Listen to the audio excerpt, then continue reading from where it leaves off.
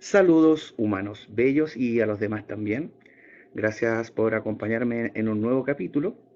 Y pues ganó el tema de la verdadera historia de Jesús.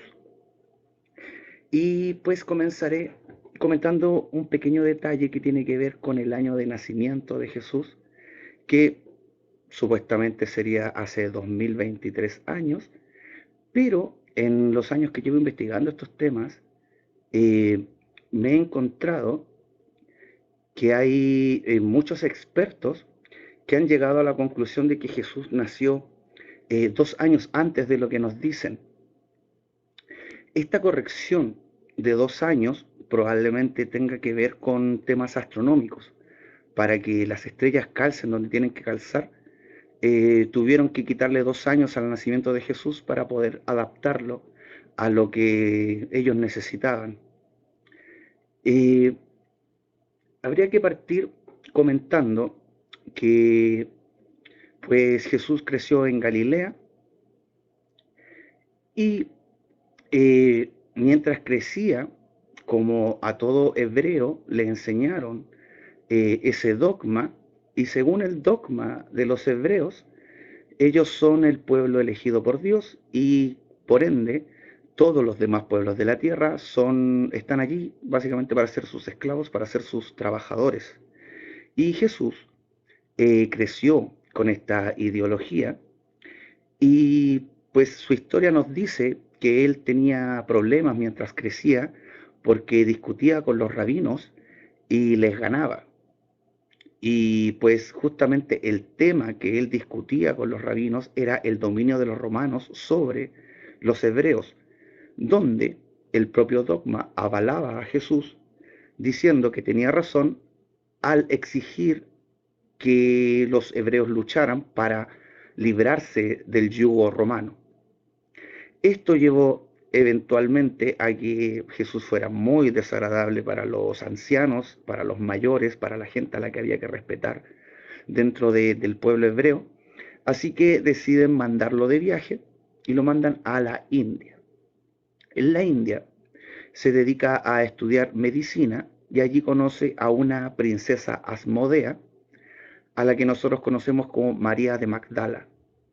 Esta princesa, por ser princesa, fue criada como princesa y pues en esos tiempos a los hombres se les enseñaba comercio, se les enseñaba las artes de la guerra, se les enseñaba a combatir y a las mujeres se les enseñaba básicamente lo que es la tradición. Ellas se encargaban de conocer las leyendas, los mitos, de saberse los dogmas, tejer, el, la artesanía y todo lo que tuviera que ver culturalmente con su pueblo. Eh, Cuando Jesús conoce a María de Magdala, eh, coinciden en el tema de que los romanos son un imperio que está pasando por encima de todos, y María de Magdala decide apoyar a Jesús en su idea de echar a los romanos. Eh, para los judíos, para los hebreos, María de Magdala era una prostituta porque tenía dinero propio. Dentro de la cultura hebrea las mujeres no tienen dinero, son los hombres los que manejan el patrimonio. Y por eso, si una mujer tenía dinero, la única posibilidad para eso es que esa mujer fuera prostituta. Pero era una princesa. Al tiempo, estuvo varios años allá y María Magdalena básicamente era zoroastrista, practicaba el mazdeísmo y le enseñó esta filosofía a Jesús.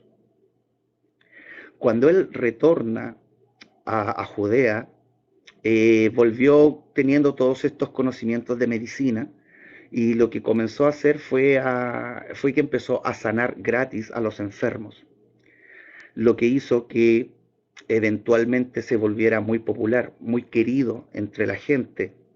Pero esto causó problemas entre los sanadores normales que habían, que cobraban, y pues había un porcentaje de ellos que eran solo charlatanes, y lo que estaba haciendo Jesús les cagaba el negocio. Como Jesús era querido por la gente, el Sanedrín, el, el concilio de ancianos hebreos, decidieron ofrecerle un puesto administrativo, un puesto con buenas lucas, en donde no tuviera que hacer prácticamente nada, algo que se hace actualmente también. Y la idea era que dejara de hacer lo que estaba haciendo, pero Jesús se negó. Él seguía con su idea de que había que echar a los romanos y lo que él estaba haciendo era juntar seguidores para ese plan. Así que el Sanedrín decide que hay que tomar medidas extremas con Jesús porque se está pasando de verga. Así que deciden eliminarlo, pero ellos mismos no podían hacerlo porque Jesús era querido por el pueblo, no había una excusa por la cual deshacerse de él. Así que informan a los romanos de las cosas en las que andaba Jesús y lo acusan de este cuento de creerse hijo de Dios y bla bla. Y le llega el dato a Jesús de que planeaban usarlo de ejemplo escarmentador. Así que huye, regresando a la India, específicamente va a Cachemira, y en su lugar atrapan a Judas Iscariote, el que supuestamente lo traiciona, lo vende y que después se cuelga y que por eso después estaba muerto. No es así. Lo reconocieron como uno de los que andaba con Jesús, lo apresaron y lo crucificaron a él en vez de a Jesús. A los 3 días, como dice el relato, hubieron personas en Cachemira que reconocieron a Jesús y le preguntaron que cómo podía estar vivo si lo habían matado hace 3 días. Y por ahí comenzó el rumor de que había dejado que uno de sus amigos muriera en lugar de él. Y para poder escapar del castigo que significaba una traición como esta, porque no quedaba otra cosa que lo mataran a piedradas por esto, se inventó el cuento de que resucitó y eso le hizo tener una cierta fama de magia, de misticismo alrededor de él, y eso le trajo muchos más seguidores. Y desde allí en adelante comenzó a armar una guerrilla, quemó cosechas, envenenó pozos, decapitó caballos, hizo de todo lo que se podía hacer para incomodar, para molestar, para echar a los romanos. Y así continuó haciéndolo durante décadas, hasta que un día lo atraparon en una cueva mientras descansaba con su guerrilla, que eran alrededor de unas 20 personas. Él ya tenía 70 años y la guerrilla estaba compuesta por básicamente niños. El mayor de los que se encontraban allí tenía 19 años y de ahí para abajo, hasta los 12 o 13 años. Pero a pesar de que él murió, eh, sus seguidores seguían con la misma rebeldía 30 años después de la muerte de Jesús. No, miento, 10 años antes de que él muriera, sus seguidores queman Roma. Y los romanos, con el miedo de que sucediera esto mismo en la otra capital, que es Constantinopla, urden un plan de cómo utilizar la figura de Jesús a su favor.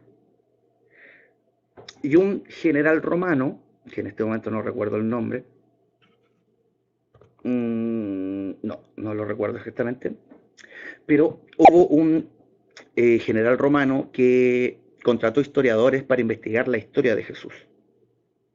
Y así llegó a tener 4 versiones de la historia de Jesús, pero todas decían lo mismo, que era un guerrillero, que quería echar a los romanos, que básicamente Jesús era un sionista, estaba convencido de que el pueblo hebreo era dueño del mundo. Y este general romano le pide a sus historiadores que modifiquen lo que encontraron para fabricarse un ídolo, un sabio pacífico que estuviera a favor del César. Y pues este detallito se ve reflejado en esta frase de Jesús que dice: a Dios lo que es de Dios y al César lo que es del César. Y con eso pensaban apagar la rebeldía. Y pues les resultó bastante bien. Constantino declaró al cristianismo como la religión oficial de Roma. Y pescaron a Jesús el guerrillero y lo transformaron en Jesús el semidios. ¿Por qué semidios? Aquí entraríamos al mito de Jesús. Partiríamos con el tema de la paloma. Dentro de la creencia de los romanos está todo el panteón de dioses romanos, que son los mismos dioses griegos. Y estos dioses tenían la costumbre de bajar a la tierra, disfrazarse muchas veces y seducir doncellas, que en su gran mayoría eran mujeres vírgenes, y les dejaban hijos, y esos hijos nacían como semidioses y eran los héroes de los mitos griegos y romanos. Zeus en particular tiene muchos relatos en donde se disfraza de ave, eh, águila blanca, búho blanco, cisne, que son blancos. Así que una paloma blanca no era tan diferente a lo que los romanos ya estaban acostumbrados. Entonces, cuando les presentan a Jesús, nacido de una virgen y de una paloma, para los romanos fue: es otro semidios, otro hijo de Zeus, otro guacho abandonado. Respecto a la fecha de nacimiento de Jesús, 25 de diciembre, es una fecha que a lo largo de nuestra historia como humanidad ha sido celebrada desde siempre, porque el solsticio de invierno, no, el de verano, el que comienza el 21 de diciembre y termina el 24, señala el tiempo de las cosechas, y era muy común que los pueblos tuvieran fiestas en esas fechas dada la abundancia de las cosechas. En Roma específicamente, en esa fecha se celebraban las bacanales, en nombre al dios Baco, que es el dios podríamos decir, de la juerga, el dios de la fiesta, el dios de la lujuria. Y fue reemplazado con el nacimiento de Jesús, pero a la final la fiesta seguía siendo la misma. Algo interesante sobre el mito solar es que el 21 de diciembre el sol entra y sale debajo de la cruz del sur. Eso significa que permanece 3 días muerto en la cruz. Al tercer día, el sol deja de hacer ese movimiento recto sobre la cruz del sur y comienza a moverse normalmente, y lo hace desde la constelación de Virgo. Entonces, permanece 3 días muerto en la cruz para nacer de la Virgen. Y ese mito solar fue alterado un poquito para adaptarlo a la historia de Jesús, donde él revive después de estar 3 días muertos en la cruz y nació de una virgen. Además, también tenemos el detalle de la sanación, que, como les explicaba en un principio, esa fue la forma en la que empezó a ganar seguidores. Pero en el mito, comenzaron a atribuirle las proezas, los milagros comunes y corrientes que hacían los charlatanes de la época. esto de curar ciegos era bastante común. Solía hacer una trampa de que realizaban dos personas. Uno de ellos llegaba a un poblado y se instalaba en la plaza central de la ciudad o del pueblito a mendigar. Y como era ciego y aparentaba ser ciego y estaba allí un día, 2 días, 3 días, 4 días, con la intención de que la gente se acostumbrara a verlo. Y luego de eso llegaba el sanador, lo elegía supuestamente al azar, le sanaba los ojos y después toda la gente se abalanzaba sobre él pidiéndole que los ayudara con sus problemas. Y así más o menos funcionaba esa estafa. Lo de caminar por el agua es interesante porque quizás hoy en día, en especial para los que ven anime, el caminar por el agua no es algo tan espectacular porque todos los maestros de artes marciales que manejan el chi o el ki o como le digan, hacen esto de generar una especie de plantilla debajo de los pies con prana para equiparar la tensión superficial del agua y así poder moverse encima del agua.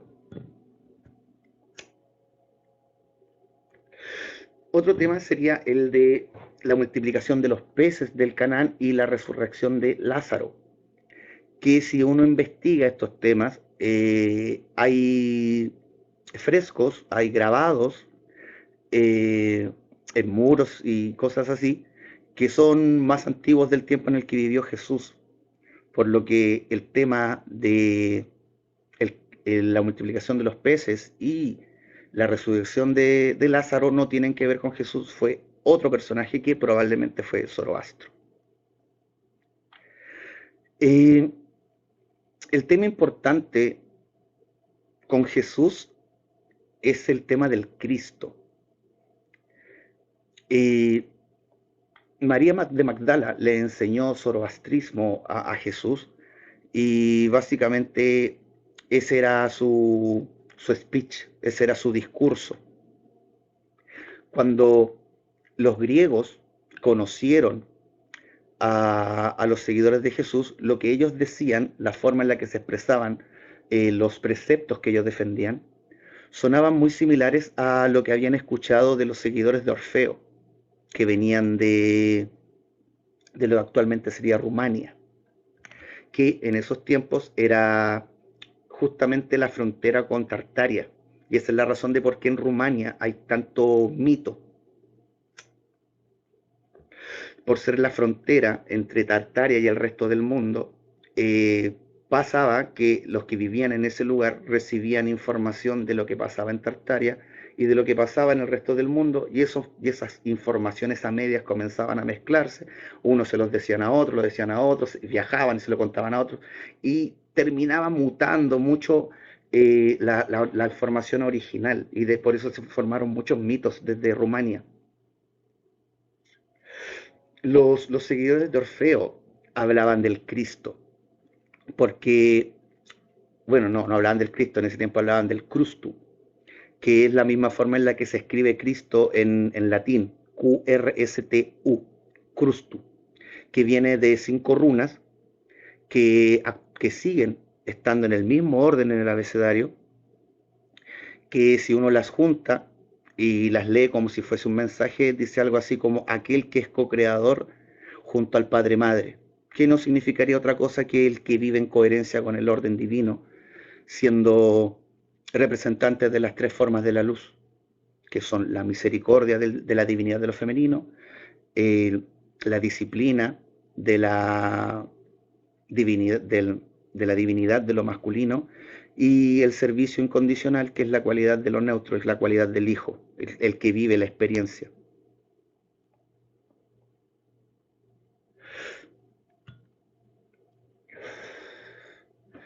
Técnicamente hablando, han habido muchos Cristos durante nuestra historia, todos los que han luchado por enseñar la verdad y han estado dispuestos a morir por ella han sido Cristos.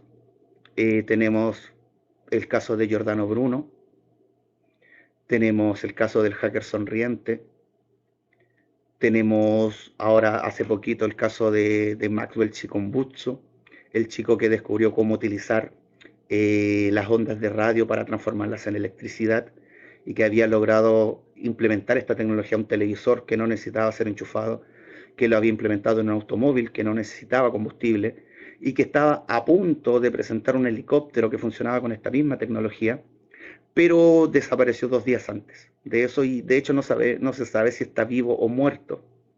Existe una pequeñísima, pequeñísima posibilidad de que Donald Trump lo haya contactado y que lo haya rescatado y lo tenga trabajando en un laboratorio secreto para desarrollar su tecnología. Que espero que eso sea lo que haya pasado y no que efectivamente lo hayan matado.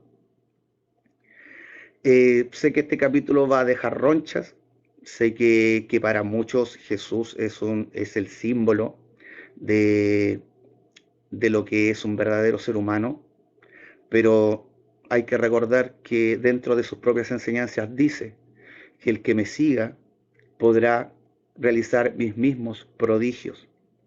Eso no significa, y claro, esas palabras no significan el que me adore, que me adoren, que me idolatren. Seguir el camino de alguien es caminar el mismo camino que caminó alguien, es vivir de la misma forma en la que vivió alguien. Podemos vivir como vivió Jesús, o por lo menos como nos cuentan que lo hizo. Eh, Eso, chicos, el siguiente capítulo sería el tema de los golems del sistema, en donde hasta el momento identifico 4 golems. Estaría el fanático religioso de los tiempos en que la iglesia dominaba. Después surgió el ateo nihilista, formado principalmente por el materialismo científico impulsado por el ilustrismo masónico en Europa. Y el tercer y cuarto golem, habría uno que es más importante que el otro. Estaría el pseudo despierto, que es el golem que le importa al sistema en este momento. Y el otro golem serían los Wookiees, los que están cayendo en las ideologías, ya sea la ideología de género o el embrismo extremo en el que nos están metiendo ahora, que, como dice la carta de Albert Pike, el objetivo es destruir a los que están destruyendo la sociedad, y para eso van a ser utilizados de carne de cañón todos los Wookiees, porque en algún momento los pseudo despiertos van a pedir que sean exterminados. Y en ese momento, cuando decidan tomar el camino de eliminar lo que sobra, se va a abrir la puerta al luferanismo. Eh, Gracias por su tiempo, chicos. Compartan, suscríbanse. Chao.